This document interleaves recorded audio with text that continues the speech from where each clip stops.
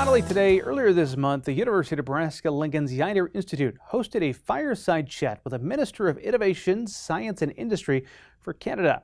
During that event, the director of the Yeutter Institute, Jill O'Donnell, and the minister discussed some different trade issues as well as geopolitics. Market Journal's Bill Dodd was covering that event for us. He joins us now to bring us this story. Bill? I wanted to ask you what The University of Nebraska-Lincoln's Clayton Yeutter Institute of International Trade and Finance strives to connect academic disciplines related to law, policy, business, and agriculture to prepare students for leadership roles in international trade and finance. Recently, the Institute hosted Canada's Minister of Innovation, Science and Industry to discuss geopolitics, U.S. Canada trade, and how Nebraska fits into that picture during a public fireside chat. That was really a chance to highlight the level of economic integration between the United States and Canada that already exists, and also consider some opportunities for strengthening that integration. This is really a time when geopolitics are prompting a lot of countries to think about how that might impact their trading relationships, who they trade with, what their supply chains look like. And with Canada, just to the north of the United States, as a longtime ally and trading partner, the guest that we highlighted during this visit really spoke a lot about different ways that this economic integration we've already had for many, many years between our two countries can be further strengthened. That Canada is really the #1 destination for Nebraska exports, and Canada is also the #1 source of imports for the state of Nebraska. So it's a really important trading partner for Nebraska, and many of those exports that we send to Canada are related to agriculture. We also send about $50 million a year in insurance services to Canada, so services exports also really important there. So I think simply reminding people of that fact is really important and was an important part of this discussion. You talk about seizing the moment. One of the many topics addressed during the minister's appearance was the fast-paced nature and ever-changing landscape of geopolitics and technology, and the importance of seizing upon the opportunities found during these moments of change. And I can tell there's 3 things which are top of mind and very relevant for Nebraska and very relevant for the Midwest and the United States.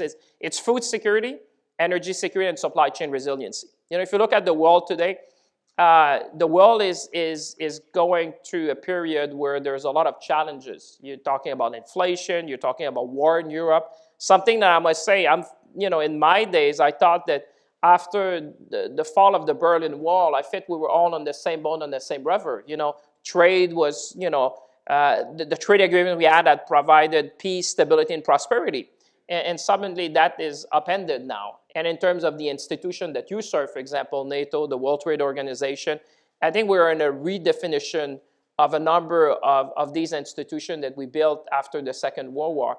So what keeps me awake at night is really to seize the moment. I know physicists in the university, chancellor would disagree with me, but I feel that time has accelerated. It feels like that, at least. That things are just happening more quickly, and you have to react, you have to adapt, and you have to be seizing these opportunities that present. There's 2 megatrends if you look at the economy. You have the decarbonization of the economy, and you have the digitization of the economy. So AI, quantum, cyber, and all that. On the other end, decarbonization, I look, for example, at what has happened in different states, a good part in the Midwest, this electrification, for example, of vehicle. These things only happen once in a generation. I feel like if you seize it at the right moment, you're going to be part of that new industrial revolution that we're living. And sometimes I feel like, when people are saying, do you think it's really going to happen? I feel like the men in a buggy looking at Model T of Ford and saying, is that really going to work?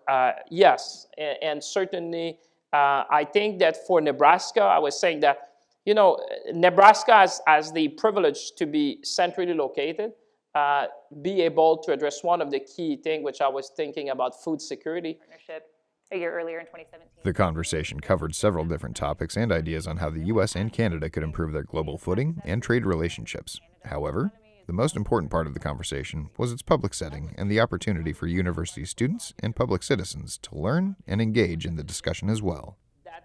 I think these conversations really allow Nebraskans, our students here in the university, anyone who's interested, members of the public, to get a chance to interact with people foreign sitting officials who are in a position to shape their country's policies, because those policies do impact the United States, they impact Nebraska. And so having the chance to meet people like this at this level with this kind of authority and influence is really critical. It builds lines of communication between citizens of our state and our students and others in foreign countries, and kind of helps build more understanding, and then a level of trust as well. When you've gotten to shake someone's hand and hear from them directly and ask them a question, in person about some important matter, I think that really only strengthens relationships over the long run.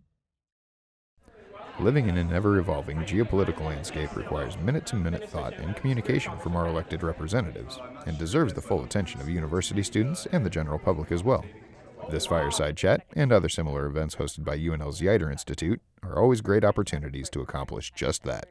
Reporting for Market Journal, I'm Bill Dodd.